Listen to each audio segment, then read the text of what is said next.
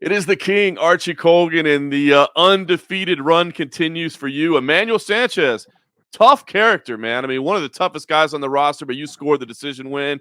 You've had a couple days since. Reflect on it. How are you feeling about it now? I feel good. I feel, better every day with it. Honestly, at first it was, a little upset, not disappointed at all, but just like I wanted to finish, but not at all. I'm happy. I need those wins too. I need to make sure that when we're at minute 14 and 14:30, and this guy still wants to try and sneak out this win, that I still have the same dog that's 2 minutes into the fight that can knock you out in the first round. That's also in the minute 14, minute 15.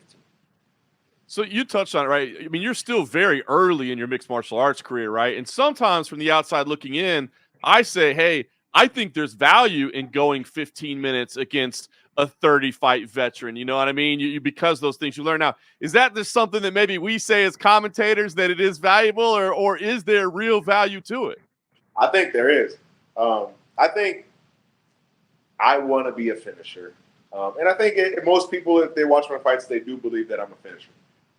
But I also need that experience, whether it's against a 35 veteran or not. I need the experience of going to my corner and having to receive advice during the fight, and then coming back into being the fighter, and then doing that again.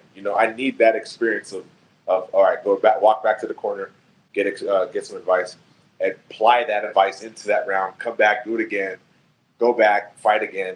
I need that experience, and because you get to the top, you can still obviously knock them out for sure, but as we know, it gets harder, and the likelihood is that you will get into these third, second, fourth, fifth rounds, right? And I need that experience. I don't want to be a deer in headlights against the champion going into the third round for the first time in my life.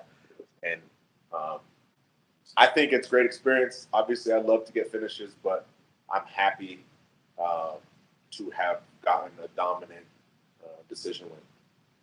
That's awesome. That's a great observation, because I thought about it more in just terms of like energy management and knowing that, hey, I can keep this pace for 15 minutes. But you talking about, making sure you can react to those in between round adjustments and change your strategy, man. That's a great observation there. So I guess let me ask you, I think you got a very mature and accurate way of looking at it, but you also strike me as a guy that is very hard on yourself, and you did seem you were a little bit disappointed. So I guess, was the immediate aftermath like frustration and damn it, or did you know right away? Well, no, this was good.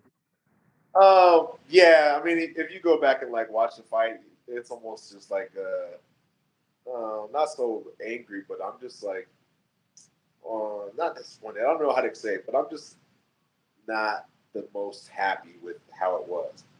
You can kind of, it's visible. You can. My wife thought I was mad that I got a decision. I was like, I'm not mad that I got a decision, but it's just like I want to get finishes.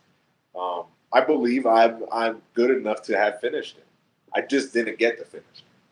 So I'm not. Yeah, there's not. It's almost beating a dead horse at the moment. I'm very happy and content with that win being a decision win. I do believe it was 30-27 all across the board. One judge had it 29-28. That's his view, but yeah. That's awesome. All right. Well, so what's post-fight routine like for you, man? I know that you've been, competing your entire life. Do you have a routine? Is it like I take a day off, I go have a certain meal, I go do a certain activity? What's post-fight like for you? So usually I try to take that first week out of the gym. And just not, I don't want to go to the gym. I want to like let that hunger almost come back. It's knocking already. I'm almost fighting the urge right now to go train.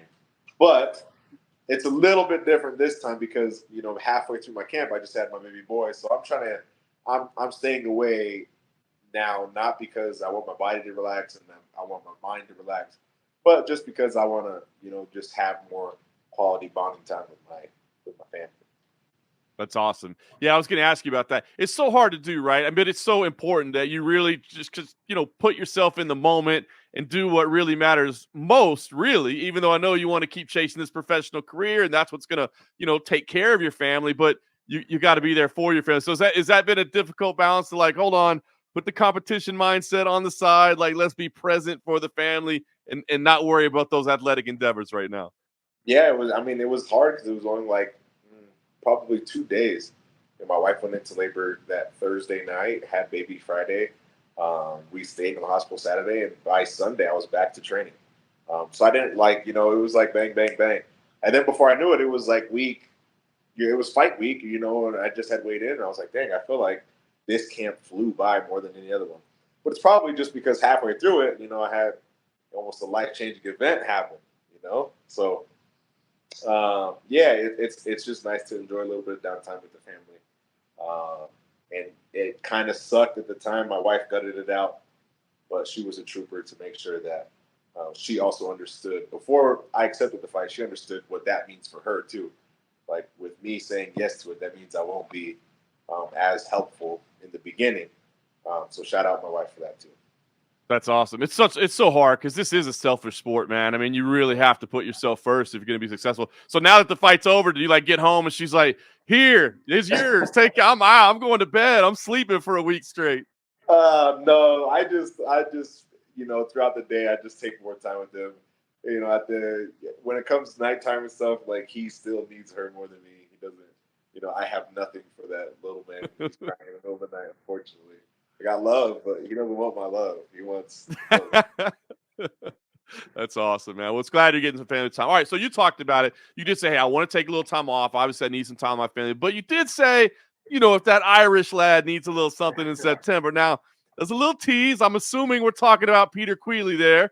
Yeah. I guess can we confirm that's the Irish lad in question? And why does that fight interest you? Is it just a chance to go fight in Dublin, or is it something about Peter that you say that's a matchup I want? I mean both, really. Nothing personal against him. I don't know the guy at all, but he's built a good legacy for himself. He's got a good name and a good backing, similar to that of Emmanuel. Except I feel like he's got a bigger name. And yeah, it'd be cool to fight in Dublin. So who would say no to fighting in Dublin? And he's done really well for himself. So it would be a good name to add to my resume. Um, but yeah, that's solely it. It's just cool to fight in Dublin, and a good name to add to the resume. I love it. I hope you get that opportunity, man, because that arena is something special. That crowd is something special. And as you said, I think Peter's a good matchup. It's a nice next step forward. I think it'd be an exciting fight. Yeah, I agree. I think he's a great fighter, and I think he was actually winning his last fight before he unfortunately didn't. But we'll see what happens. I know that they always love to get him on those cards, and I just saw that he wasn't matched up with anybody else. I was like, let's shoot a little shot out there. Nothing serious, but just a little. Yeah. You got to. You did it. Well, if not Peter, we know they'll get you some. Let me ask you, how do you want to pace this career, right? Because Bellator has done a really good job of taking athletes from very beginning in their career and not necessarily rushing them to the top, but letting them build and letting them kind of get experience under their belt. But I know that sometimes that can be a little frustrating too, that you're like, I don't want to be this patient. I want to run. So how do you see the pace for yourself? Is it like, man, get me these contenders as soon as I can because I feel I belong? Or is it like, hey, I know I'm still developing and I kind of want to take, the moderate road to the top? Yeah. I think these fights prior to this one were everything that you were saying with like these little steps that are almost like, I'm that guy. I can do this. I can do this. I can do this. And then they're like, okay, well, here you go. And they give me Emmanuel Sanchez. I'm like, hey, this is a guy who has established himself. He's fought for the world title. He's got 30 fights, 4 more times than you do. And then you pass that test. And now I feel like there's no steps backwards. I feel like every step, every fight after this is just going to be exponentially more. There's not, first of all, there's not much higher in Bellator than a former title challenger, 2-time, right? So there's not much bigger step than that. So I feel like every step from here is just going to be a step much closer to actually title contention and like trying to talk about that stuff. Because everybody, the guy who's like 2-0 or 3-0 in Bellator, I'm going to be the champ. You're like, bro, you got a way to go. You got some names to beat before you can freaking start talking about title contention. And I feel like that was the first test, real test of a name for me to have knocked off before I can start to actually legitimately start talking about that, and people would respect me saying that. Well, I think you're 100% right, man. That was a statement win. I think Peter Queally in Ireland would be another statement. Certainly, it's going to be a fight like that, one way or the other. Man, I guess so. You jumped into this kind of head first. I mean, how has this played out versus what you thought it would be when you got in? Because you're racking up these wins. You're certainly starting to get a little interest, starting to get a little name value. I mean, is this the way you saw it going, or have there been any surprises along the way? Man, I guess no, but when I'm sitting here in hindsight, it's no. But you take yourself out of it, it's all a surprise, Who really knew that who really knew that for me 2 years ago I turned pro? In 2 years that I would be top 10 in Bellator? Not me. I knew that I was capable of that, but I didn't know that was going to happen. I didn't know that would happen. I didn't know any of that stuff. So it's a little bit when I say it's a surprise, I would say it's more of a gratitude surprise. Not dang, I'm really a good fighter. It's I'm just grateful.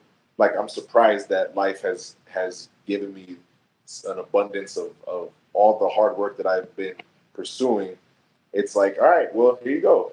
This is what you get. This is what you receive when you put in all those hours, all that time, all the discipline. This is what it is. And it's just dang, I'm really doing this thing. That's awesome, man. Well, you got blessings in your professional life. You got blessings in your personal life, man. It seems like everything is good for you right now. It's good to be the king. So I'll just say congratulations on your latest win. Enjoy that family, Tom. Hopefully we get that Peter Queally matchup. If not, we look forward to whatever it is, and we'll be watching. Thank you, John. I appreciate it so much.